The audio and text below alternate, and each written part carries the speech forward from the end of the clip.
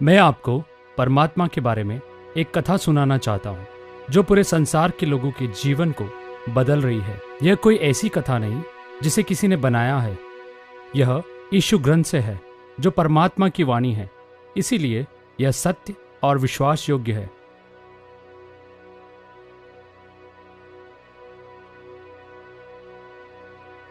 एक ही ईश्वर है और वह परम प्रधान परमात्मा है।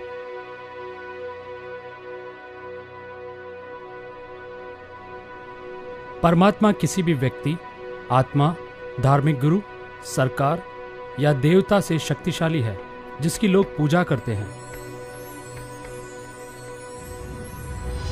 शुरुआत में उसी का अस्तित्व था, कुछ भी होने से पहले। जब परमात्मा चीजों को रचने लगे, वे सिर्फ बोलते थे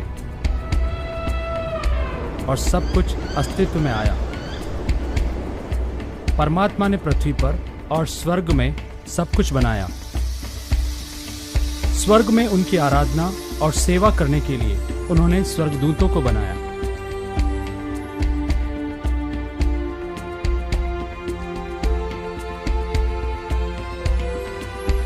और उन्होंने सब कुछ बनाया जिसे हम देखते हैं, सूरज, चांद, तारे, पृथ्वी, सारे पेड़ पौधे और जानवर।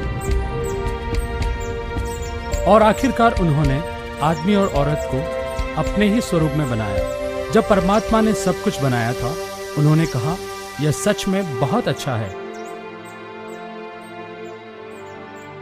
परमात्मा ने आदमी और औरत को रहने के लिए एक सुंदर बगीचा दिया।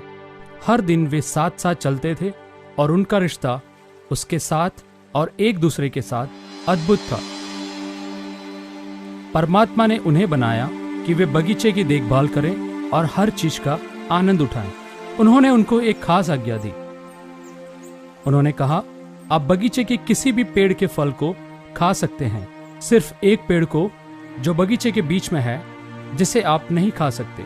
अगर आप उसके फल को खाते हैं तो आप मर जाएंगे।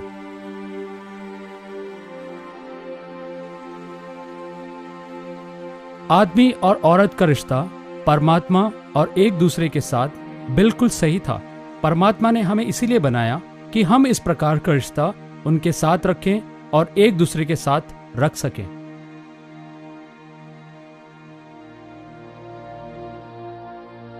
आदमी और औरत का रिश्ता परमात्मा और एक दूसरे के साथ अद्भुत था। लेकिन क्या आपको याद है, वह स्वर्गदूत जिसे परमात्मा ने बनाया था, उनमें से एक स्वर्गदूत बहुत घमंडी हो गया। वह परमात्मा की तरह होना चाहता था और दूसरे स्वर्गदूतों से परमात्मा की जगह अपनी आराधना कराना चाहता था। लेकिन एक ही परमात्मा है जिसकी आराधना करनी चाहिए।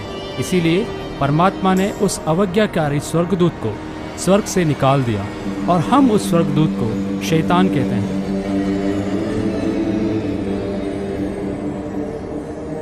परमात्मा ने उन सभी स्वर्गदूतों को भी स्वर्ग से निकाल दिया जो उनके पीछे चलते थे। वे बुरी और दुष्ट आत्माएं थीं। एक दिन शैतान ने औरत को उस पेड़ के फल खाने को भरमाया जो मना किया गया था। उन्होंने उसे पूछा, क्या परमात्मा ने सच में कहा कि आप बगीचे के किसी भी पेड़ से नहीं खा सकते? औरत ने कहा, नहीं, हम किसी भी पेड़ से खा सकते हैं, सिर्फ उसको छोड़कर जो बगीचे के बीच में है। अगर हम उसे खाएं या उसे छुएं तो हम मर जाएंगे।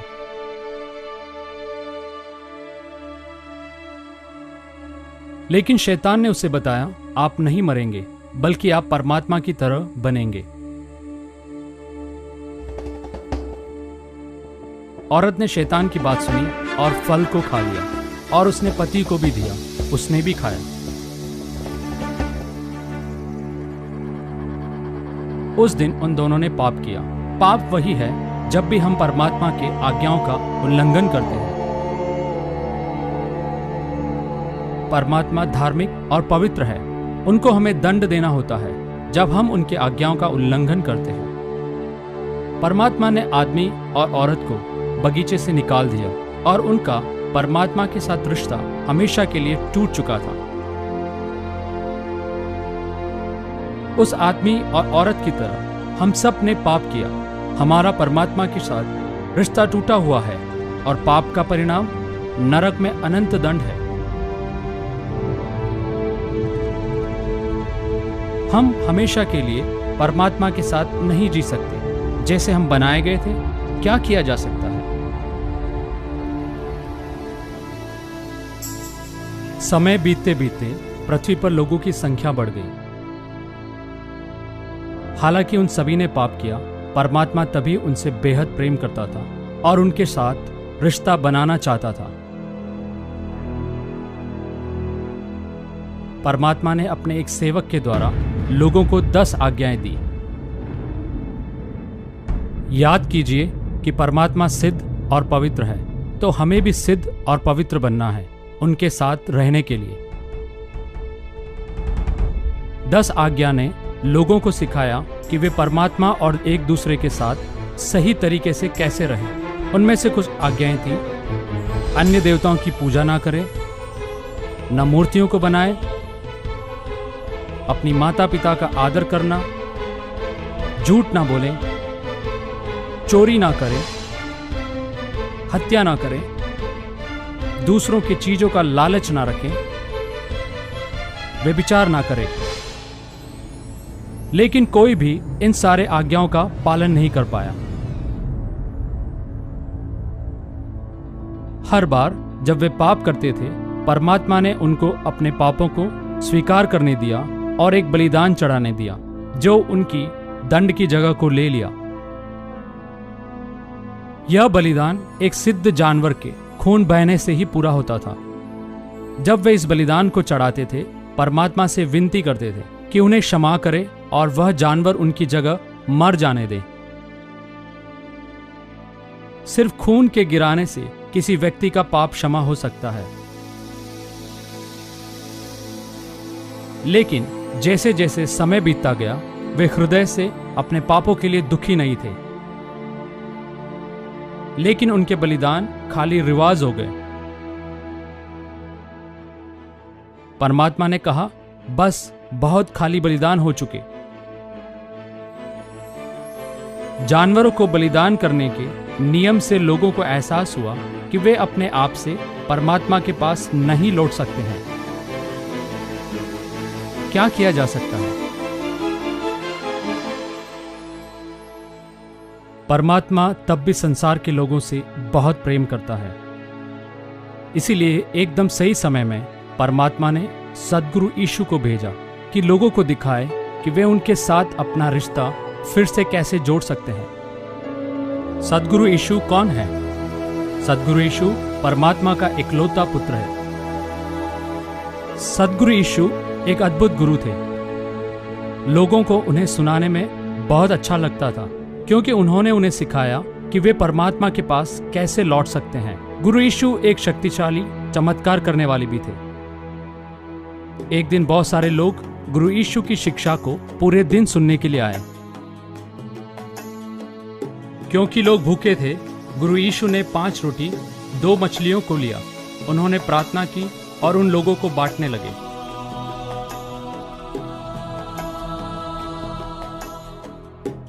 उस दिन 5000 से अधिक लोगों ने खाया और तृप्त हुए। गुरु यीशु की ताकत हमारी जरूरतों को पूरा कर सकती है। दूसरी बार गुरु यीशु ने झील को पार किया। नाव पर उनके शिष्य भी थे। जब गुरु यीशु सोए हुए थे, एक विशाल तूफान आया। गुरु यीशु के शिष्यों ने उनको जगाया और कहा, गुरुजी, हम लोग मरने वाले हैं। गुरु यीशु खड़े हुए और हवा और लहरों को बोला, चुप, शांत हो जाओ।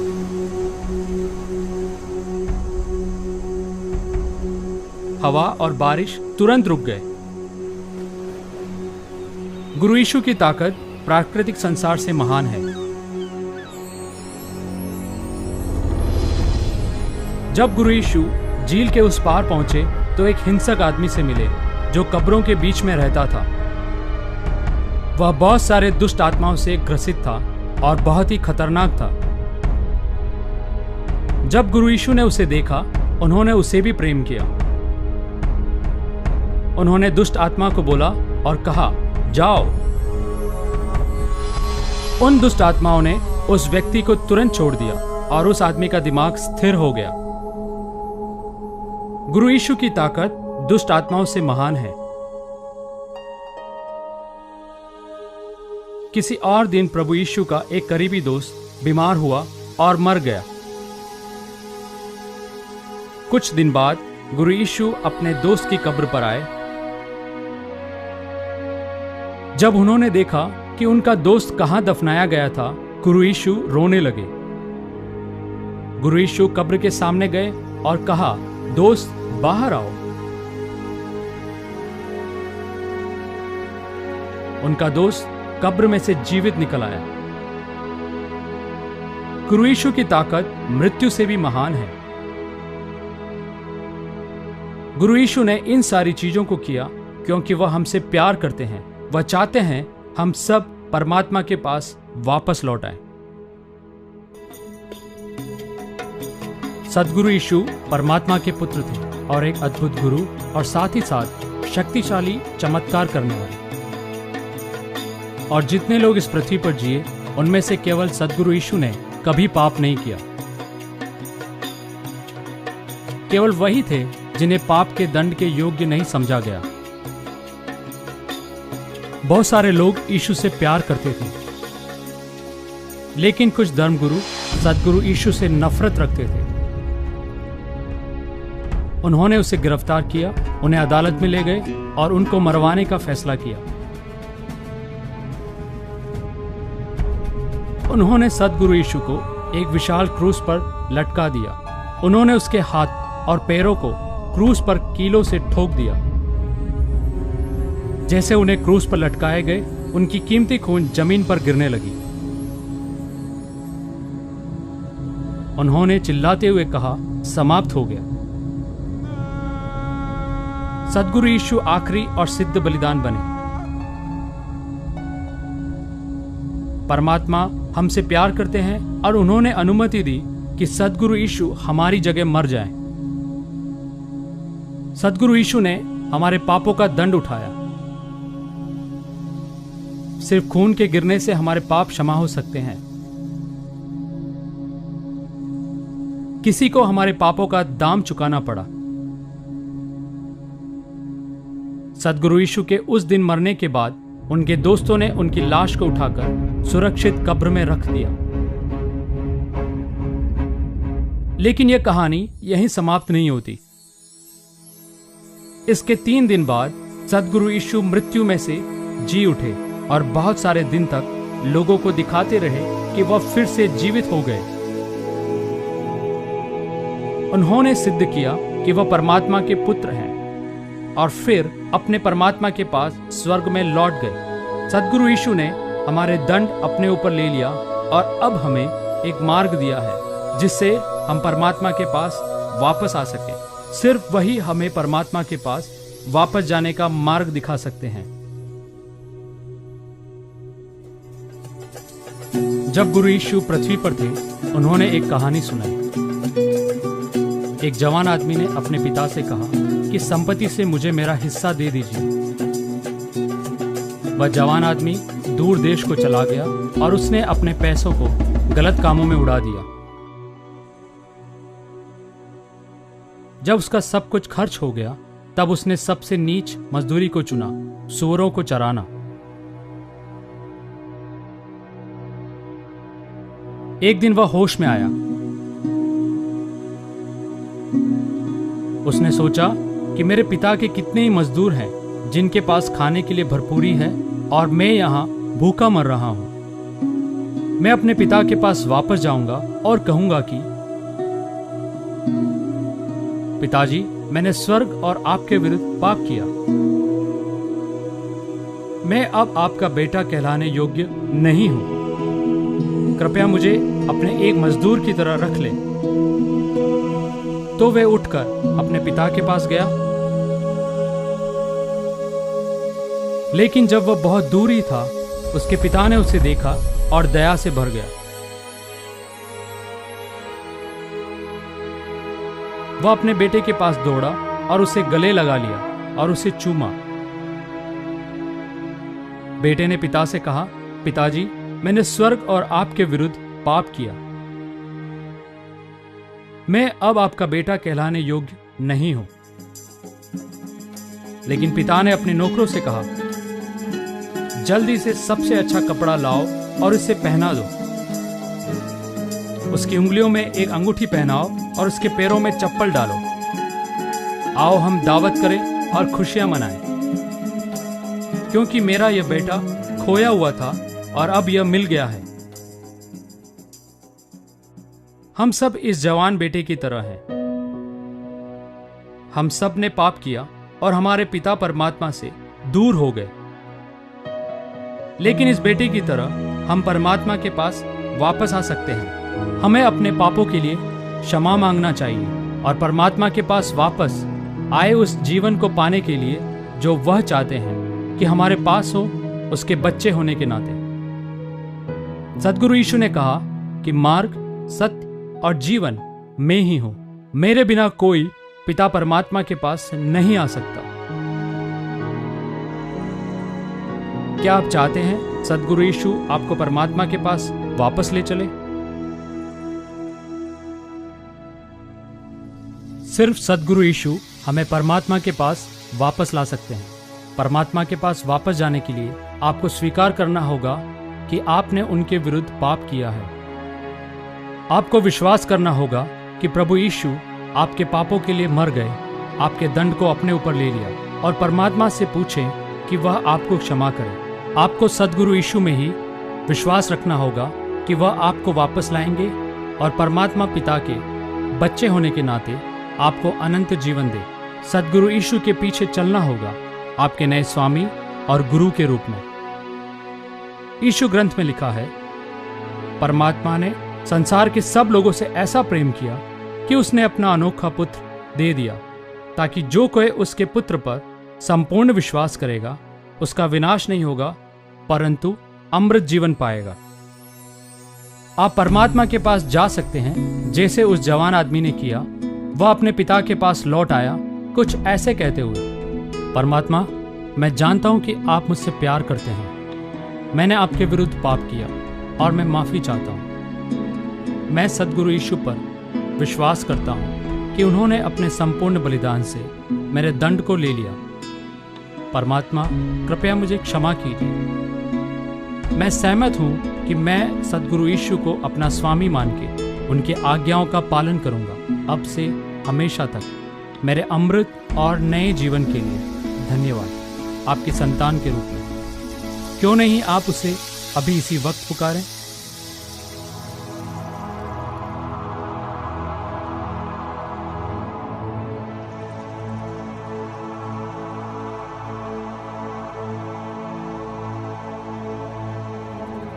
अगर आपने सच में परमात्मा को पुकारा तो अब आप परमात्मा के बच्चे हैं हमेशा के लिए। परमात्मा चाहता है कि आप दूसरों को भी ये बताएं कि आप उनके बच्चे हैं। परमात्मा की योजना सिर्फ आपको उसके पास वापस लाने के लिए नहीं है, लेकिन आपके परिवार और दोस्तों को भी आपके द्वारा लाना चाहते हैं, ताकि उनका रिश्ता परमात्मा के साथ और एक दूसरे के साथ दोबारा स्थापित हो सके। आप किसी ऐसे को जानते हैं जिसको ये कहानी सुनने की जरूरत है?